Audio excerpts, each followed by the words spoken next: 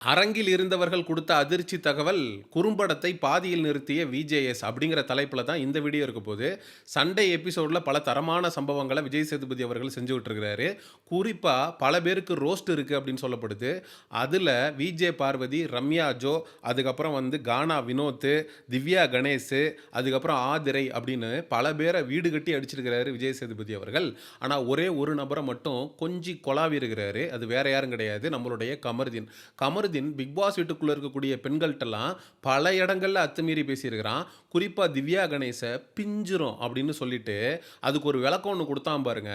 நான் தலையில போட்டிருக்கிற கிளிப்பு பிஞ்சிரும் அப்படின்னு சொன்னேன் அப்படின்னு உருட்டுனான் பாருங்க ஒரு உருட்டு. டேய், பிஞ்சிரும்னா தமிழ்நாட்டில் இருக்கக்கூடிய எல்லா மக்களுக்கும் தெரியும்.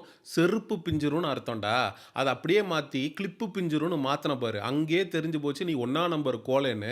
விஜேஎஸ் இந்த கமருதீனை அட்ரஸ் பண்ணுறதுக்கு ஏன் தயக்கம்? ஆம்பளைங்களை பார்த்தாலே விஜேஎஸ்க்கு என்ன பயமா? பெண்களை கண்டால் புலி மாதிரி பாயக்கூடிய விஜய் சேதுபதி அவர்கள் ஆண்களை கண்டால் பம்முவது ஏன்? ஏன் நாளை பின்ன கார்களில் போகிறப்ப கல்லை விட்டு அடிச்சிருவாங்கங்கிற பயமா இருக்கா?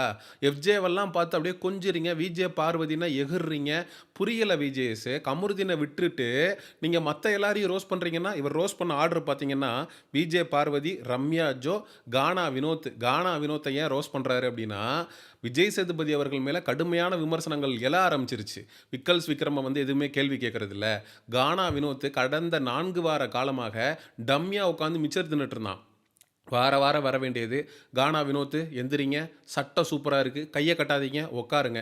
இதை தவிர்த்து கானா வினோத்துக்கு எதிராக விஜய் சேதுபதி அவர்கள் பேசினது என்ன? ஒன்றுமே பேசல. அவனை டம்மி ஆக்குனதே விஜேஎஸ் தான்.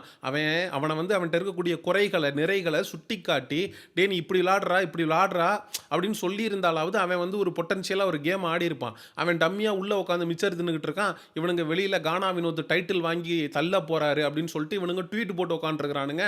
சமூக ஊடகங்களில் கானா வினோத் டைட்டில் வின்னர் ஆயிடுவான் அப்படின்னு ஒரு குரூப் நம்பிக்கிட்டு இருக்கு. டேய், விஜேஎஸ் வாரம் கானா வினோத்தை எந்த கேள்வியும் கேட்காம அவனை டம்மி பாவா ஆக்கிட்டாரா. கேள்விகள் கேட்கும் போது ரோஸ்ட் பண்ணும்போது தான்டா அவன் வெளியில் வந்து ஒரு கேம் ஆடுவான். அந்த அடிப்படை புரிதல் கூட இல்லாமல் கானா வினோத் எந்த விதமான பிரச்சனையும் பண்ணாமல், அதாவது கேள்வியே கேட்கக்கூடாத அளவுக்கு, கேட்க முடியாத அளவுக்கு ஒரு கேமை விளையாடிக்கிட்டு இருக்காரு அப்படின்னு இவங்க எல்லாம் கற்பனை உலகத்தில் வாழ்ந்துக்கிட்டு இருக்காங்க. இன்னைக்கு கானா வினோத்தை ரோஸ் பண்ணியிருக்காரு. அதுவும் திவ்யா கணேஷ் எல்லாம் பார்த்து வக்கு இருக்கா உங்களுக்கு? அந்த டாஸ்க்கை விளையாண்டு ஜெயிலுக்கு போகிறதுக்கு உங்களுக்கு வக்கு இல்லைல்ல? நீங்கள்லாம் பேசலாமா அப்படின்னு சொல்லிட்டு உட்காருங்க அப்படின்னு சொல்லிட்டு பயங்கர ஹார்ஷா, இல்லை சார் நான் நிற்கிறேன், அப்படிலாம் சொல்லக்கூடாதுமா, அப்படிலாம் சொல்லக்கூடாது, உட்காருனா உட்காரணும் அப்படின்னு அடி எகத்தாளமாக எகிரி எகிரி பேச தெரியுதுல்ல திவ்யா கணேஷ்கிட்ட. என்ன சார், திவ்யா கணேஷ்கிட்ட உங்களுக்கு ஏதாவது பர்சனலாக வாக்கியா தகராறு இருக்கா? ஏன் அந்த பொண்ணு மேலே மட்டும் கரை வச்சு ரொம்ப டார்கெட் பண்ணி அடிக்கிறீங்க? வாரம் திவ்யா கணேசை நீங்கள் அடிக்கிறது மட்டும் தனியாக தெரியுதே. ஆண்கள்கிட்ட மட்டும் இந்த வீரியம் இல்லாமல் பெண்கள்கிட்ட மட்டும் ஏன் எல்லை மீறி செயல்படுறீங்க அப்படின்னு விஜய் சேதுபதி அவர்களை பார்த்து நமக்கு கேட்கணும் அப்படின்னு தோணுது. அதுக்கப்புறம் ரம்யா ஜோவெல்லாம் கதவை திறந்து விட்டீங்கன்னா எதுக்குடா திரும்ப கதவை மூடுறீங்க? நீ சொன்னது தான், உன் மன்னிப்பெல்லாம் ஏற்றுக்க முடியாது. நீ வீட்டை விட்டு வெளில கிளம்பு, நீ ஒன்றும் பண்ணி கிழிக்கல அப்படின்னு சொல்லி வெளில அனுப்பிச்சிருக்கலாம். ஆனால் ஒரு விஷயம் உண்மைங்க, ரம்யா ஜோ விஷயத்தில் நான் விசாரித்து பார்த்துட்டேன். ரம்யா ஜோவுக்கு மயங்கி விழக்கூடிய பிரச்சனை இருக்குது. அவங்க ஒரு பஸ் ஆக்சிடெண்ட்டில் அவங்களுக்கு ஏற்பட்ட ஒரு மென்டலி அவங்களுக்கு ஒரு பிரச்சனை. அது வந்து அவங்க வந்து பல இடங்களில் ஸ்டேஜில் நடனம் ஆடும் போதே மயங்கி விழுந்த வீடியோக்கள் இப்போ சோஷியல் மீடியாவில் வைரலாக பரவிட்டு இருக்கு. அவங்க வந்து மயங்கி விழுந்ததை கூட நான் கூட நடிப்பு, அவங்க வந்து மக்களை ஏமாத்துறதுக்காக பண்ணுறாங்கன்னு தப்பாக நினச்சிட்டு இருந்தேன்.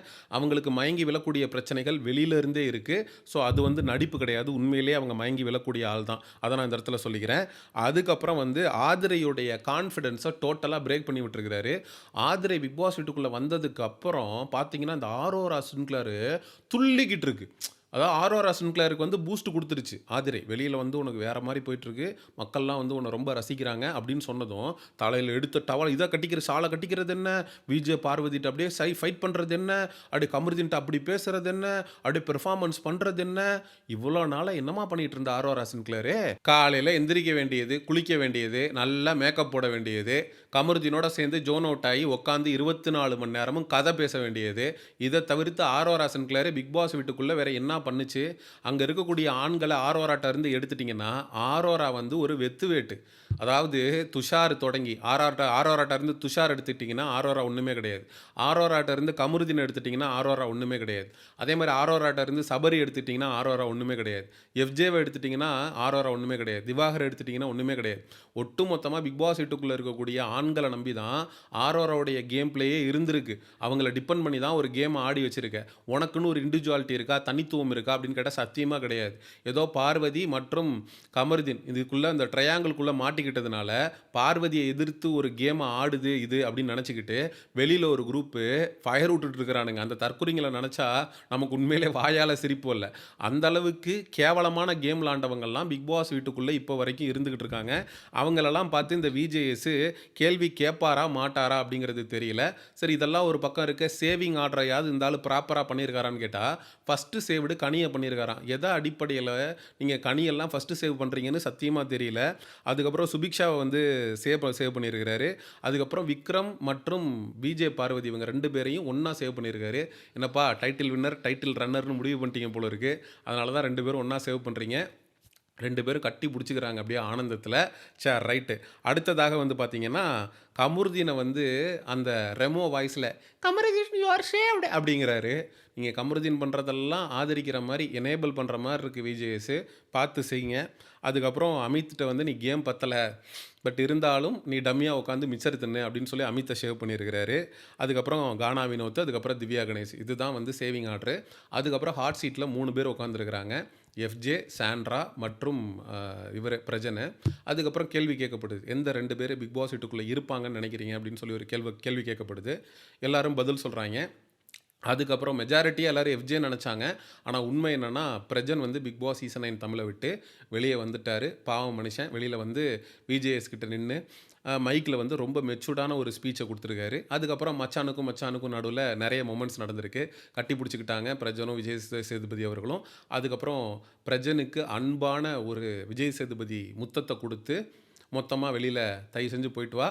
அ ஃப்ரீஸ் டாஸ்க்ல உன் 2 குழந்தைங்களையும் கூட்டிட்டு, உன் பொண்டாட்டி சாண்ட்ராவ பார்க்கறதுக்கு திரும்ப பிக் பாஸ் வீட்டுக்குள்ள வா" அப்படின்னு சொல்லி பிரஜனுக்கு டாட்டா காட்டி விஜேஎஸ் வெளியில அனுப்பி வச்சுட்டாரு. இதுதான் ஒட்டுமொத்த சண்டேலயும் நடந்தது. ஸோ இந்த சண்டே எபிசோடு பற்றிய உங்களுடைய கருத்துக்கள மறக்காம கமெண்ட் செக்ஷன்ல சொல்லுங்க. அண்ட் எக்ஸ்க்ளூசிவ் பிக் பாஸ் அப்டேட்ஸுக்கு மிஸ்டர் சேயோன் சேனல சப்ஸ்கிரைப் பண்ணுங்க. See you in the next video. Bye bye. அப்புறம் ஒரு ரெக்வெஸ்ட்டு, அதுக்கப்புறம் எனக்கு ஒரு கோவம் உங்க எல்லார் மேலயும் அப்படின்னு கூட சொல்லலாம். நம்மளோட சேனல்ல போடப்படக்கூடிய வீடியோஸ நெறைய பேர் பார்க்குறீங்க. ஆனா வீடியோவ பார்த்துட்டு அப்படியே கடந்து போயிடுறீங்க. தகவல தெரிஞ்சுக்கிறீங்களே தவிர, யாருமே சப்ஸ்கிரைப் பண்ண மாட்டேங்கிறீங்க. அது ரொம்ப பெரிய கஷ்டமா இருக்கு. நம்ம நெறைய எஃபோர்ட் போட்டு ஒவ்வொரு வீடியோவும் கிரியேட் பண்றோம். பட் அதுக்கான அங்கீகாரம் கிடைக்கல அப்படிங்கிறப்போ ரொம்ப வருத்தமா இருக்கு. அதனால வீடியோ பார்த்துட்டு இருக்க எல்லாருமே சப்ஸ்கிரைப் பண்ணி நம்மளுடைய சேனல்ல போடப்படக்கூடிய வீடியோஸுக்கு லைக் பண்ணி ஆதரவு குடுக்கணும் அப்படிங்கிறத மிக தாழ்மையோட கேட்டுக்கிறேன். Thank you.